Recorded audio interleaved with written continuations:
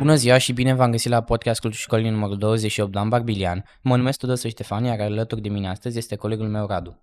Bună ziua! Radu, aș dori să-ți adresez câteva întrebări despre bullying.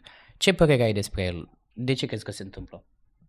Consider că bullying-ul este dat de acei copii care își doresc să pară mai interesanți și nu reușesc și singurul mod prin care pot să pară mai interesanți sau asta consideră ei este dând bullying victimelor nevinovate. Cum consider că am putea să oprim sau să atenuăm bullying-ul din școli?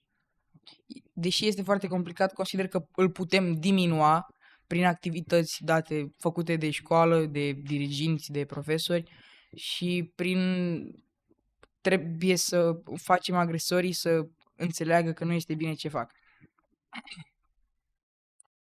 Da, cred că multe conflicte ar putea fi evitate dacă am fi mai empatici. Da, clar. Cum ar trebui să reacționezi sau cum crezi tu că ar trebui să reacționezi într-un caz de bullying?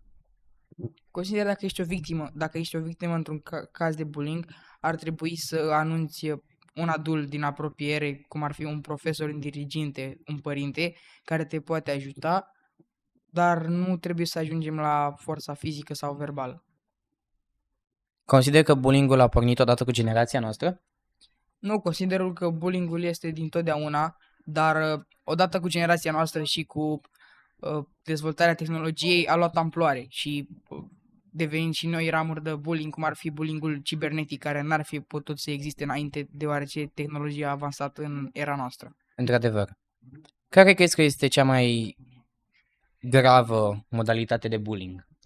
Cea mai gravă modalitate de bullying nu pot să spun neapărat care este, deoarece toate sunt grave, dar consider că bullying-ul fizic este cel mai grav, deoarece nu poate să lase mai mult decât amprente psihice, poate să lase și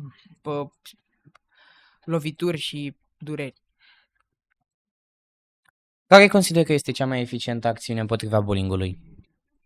Cea mai eficientă acțiune împotriva bullying-ului, cum am spus, sunt activitățile împotriva lui, dar și sesiunile cu psihologul școlii ale agresorilor. Ai fost vreodată victima unui caz de bullying? Din fericire n-am fost niciodată victima unui caz de bullying, dar pot să spun că am fost martor și consider că acum toți copiii din orice școală sunt martori unor cazuri de bullying pe parcursul timpului în care ei învață, din clasele 0 până în a 12-a. Acest lucru nu este un lucru bun, dar mereu când suntem un martor la astfel de caz, trebuie neapărat să acționăm ca să ajutăm victima, nu agresorul. Bine, Radu, cam astea au fost întrebările. Îți mulțumesc pentru prezență. Și eu mulțumesc pentru invitație. Acesta a fost episodul. Mulțumim, la revedere!